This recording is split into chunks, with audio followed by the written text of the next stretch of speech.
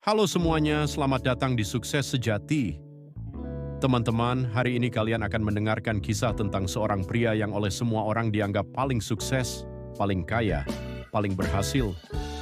Namun di penghujung hidupnya, ia mendapati sesuatu yang membuatnya gemetar, bukan karena sakitnya, bukan karena kematian yang semakin dekat, tapi karena ada 3 pertanyaan sederhana yang tidak bisa ia jawab.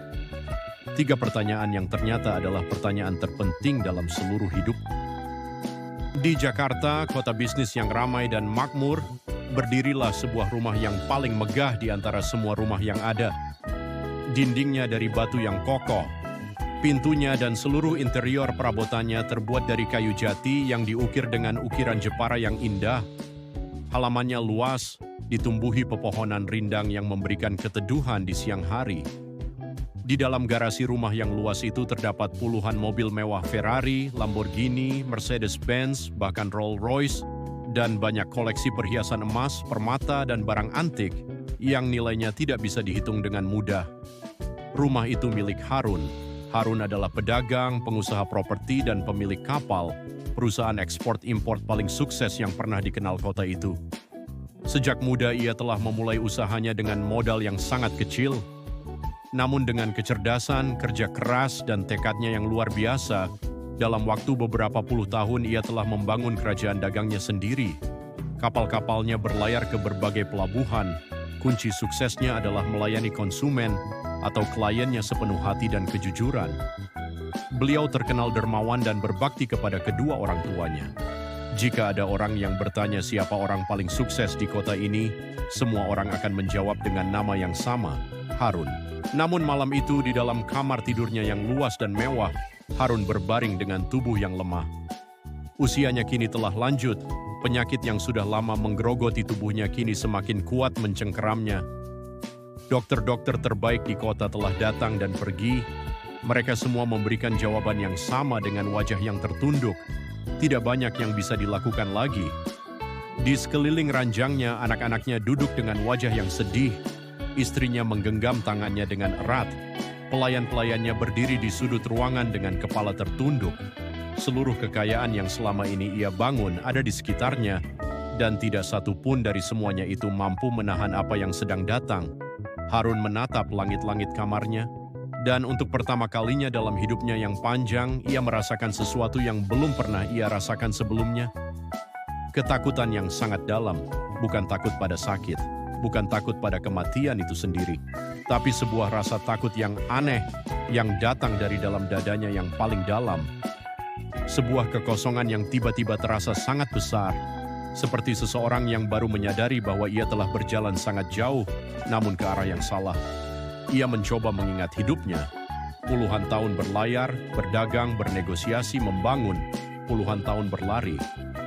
Namun berlari menuju apa? Untuk tujuan apa semua ini? Dan setelah semua ini berakhir, lalu apa? Pertanyaan-pertanyaan itu tiba-tiba terasa seperti dinding batu yang mengurungnya, dan ia tidak punya satupun jawabannya. Menjelang malam, seorang tamu tak terduga datang ke rumah Harun, seorang pria tua dengan batik sederhana yang sudah pudar warnanya. Rambutnya putih, langkahnya pelan namun mantap. Wajahnya tenang dengan ketenangan yang berbeda dari ketenangan orang-orang biasa. Ia adalah Syekh Idris, seorang alim yang tinggal di ujung kota. Sederhana hidupnya. Tidak banyak yang peduli padanya di kota yang sibuk ini. Harun sendiri mengenalnya sebagai teman lama, namun selama ini ia melupakannya dan menganggap ia seorang yang tidak berguna karena ia menghabiskan waktunya dengan kitab-kitab dan pengajian dari masjid ke masjid. Namun malam itu entah mengapa ketika Harun mendengar bahwa Syekh Idris datang, ia meminta agar pria tua itu dipersilakan masuk. Syekh Idris duduk di sisi ranjang Harun. Ia tidak membawa apa-apa. Tidak ada hadiah, tidak ada obat, tidak ada kata-kata penghibur yang dibuat-buat. Ia hanya duduk memandang Harun dengan tatapan yang penuh kasih dan berkata dengan suara yang pelan, "Harun, sahabatku, aku ingin bertanya kepadamu sesuatu. 3 pertanyaan saja." Harun mengangguk lemah. "Pertama," kata Syekh Idris pelan, "dari mana kamu berasal? Siapa yang menciptakanmu, menciptakan langit dan bumi dan seluruh alam semesta ini?" Harun membuka mulutnya. Ia ingin menjawab. Tentu saja ia tahu ada Tuhan. Sejak kecil ia mendengar itu. Namun ketika ia mencoba menjawab dengan sungguh-sungguh, ketika ia mencoba menjawab bukan sekadar dengan kata-kata, namun dengan keyakinan yang benar-benar ia pegang dalam hidupnya, ia mendapati kekosongan. Selama hidupnya, ia tidak pernah benar-benar mencari jawaban itu. Ia terlalu sibuk. Syekh Idris melanjutkan dengan lembut. Pertanyaan kedua, Harun, untuk apa kamu diciptakan? Apa misimu di dunia ini? Kali ini Harun bahkan tidak mencoba menjawab. Bibirnya hanya bergetar. Dan ketiga, Syekh Idris berkata hampir berbisik, kemana kamu akan pergi setelah ini? Setelah dunia ini, lalu apa? Keheningan yang berat menyelimuti kamar itu. Harun menutup matanya, air mata mengalir perlahan di sudut matanya yang keriput. Karena untuk pertama kalinya ia benar-benar memahami sesuatu. Seluruh hidupnya, puluhan tahun kerja keras, kekayaan yang tak terhitung, nama yang dikenal di mana-mana, dan ia tidak bisa menjawab 3 pertanyaan paling mendasar tentang dirinya sendiri. Aku tidak punya jawaban, bisiknya.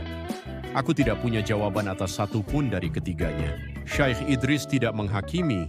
Ia tidak berkata seharusnya kamu tahu dari dulu. Ia hanya mengangguk pelan, lalu mulai berbicara dengan suara yang hangat dan tenang. Ia menjelaskan bahwa Allah, Tuhan yang Maha Esa, Sang Pencipta seluruh langit dan bumi dan segala yang ada di antara keduanya, menciptakan manusia bukan tanpa tujuan.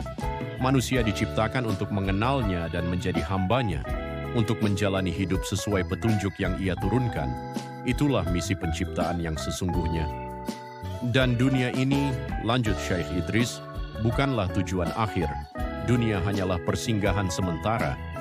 Setelah kematian ada kehidupan yang jauh lebih panjang, kehidupan yang abadi. Dan bagaimana seseorang menjalani persinggahannya di dunia, inilah yang akan menentukan kehidupan abadinya kelak. Orang yang paling sukses, Harun, kata Syekh Idris, bukanlah yang paling banyak mengumpulkan harta. Orang yang paling sukses adalah yang berhasil menjalankan misinya sebagai hamba Allah dengan takwa, dengan iman, dengan amal yang ikhlas.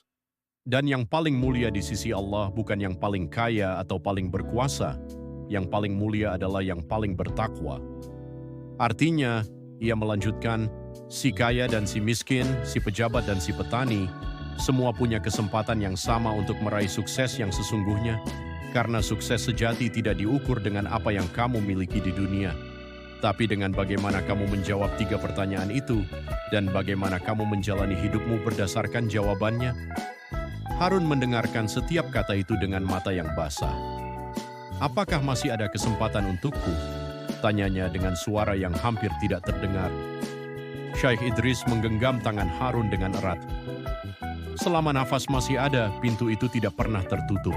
Allah Maha Pengampun, Maha Penyayang. Tidak ada yang terlambat bagi orang yang kembali kepadanya dengan tulus. Malam itu berlalu dengan tenang. Harun berbicara panjang dengan Syekh Idris. Untuk pertama kalinya dalam hidupnya yang panjang, ia tidak berbicara tentang harga, tentang keuntungan, tentang strategi dagang. Ia berbicara tentang Allah, tentang tujuan hidupnya, tentang perjalanan yang sesungguhnya sedang menantinya. Dan di penghujung malam itu, dengan hati yang akhirnya mulai menemukan sesuatu yang selama puluhan tahun tidak pernah ia cari, ketenangan yang sesungguhnya, Harun mengucapkan 2 kalimat yang menjadi pintu kepada segalanya. 2 kalimat syahadat. Segera ia menyatakan akan mewakafkan seluruh hartanya untuk dakwah Islam dengan membangun Islamic Center lengkap dengan masjid megah dan mewah, serta membangun pesantren Syekh Idris serta pembiayaan operasionalnya. Amal jariah inilah harapan Harun untuk menyelamatkan kehidupannya di akhirat kelak. Anak-anaknya semuanya juga sudah sukses dan mandiri, diajaknya bergabung dengannya berjuang di jalan Allah untuk persiapan akhirat dengan harta dan nyawa. Teman-teman, kisah Harun adalah kisah yang mungkin lebih dekat dengan kehidupan kita daripada yang kita sadari. Kita hidup di dunia yang mengajarkan kita untuk berlari, mengejar karir, mengejar kekayaan, mengejar pengakuan, dan tidak ada yang salah dengan bekerja keras. Namun yang berbahaya adalah ketika kita berlari begitu keras, sampai tidak pernah berhenti untuk menjawab 3 pertanyaan yang paling penting. Dari mana kita berasal? Untuk apa kita diciptakan? Dan kemana kita akan pergi setelah ini? Orang yang tidak bisa menjawab ketiga pertanyaan ini, seberapapun banyak yang ia miliki di dunia, adalah orang yang sesungguhnya paling miskin. karena ia telah kehilangan sesuatu yang jauh lebih berharga dari seluruh kekayaan dunia. Ia telah kehilangan tujuan hidupnya yang sesungguhnya. Namun kabar baiknya, teman-teman, kamu masih di sini. Kamu masih membaca dan mendengarkan kisah ini, artinya pintu itu masih terbuka untukmu.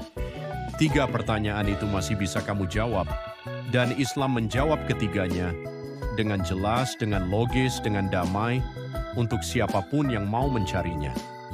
Karena sukses sejati bukan tentang apa yang kamu tinggalkan di dunia, tapi tentang apa yang kamu bawa menuju kehidupan yang abadi. Jangan tunggu sampai di penghujung perjalanan baru bertanya tentang tujuan. Sekian kisah kali ini. Jika kisah ini menyentuh hatimu, jangan lupa like dan subscribe. Tinggalkan komentar positifmu di bawah, dan bagikan kisah ini kepada orang-orang yang kamu sayangi. Terima kasih sudah menonton sampai akhir, dan sampai jumpa di kisah berikutnya.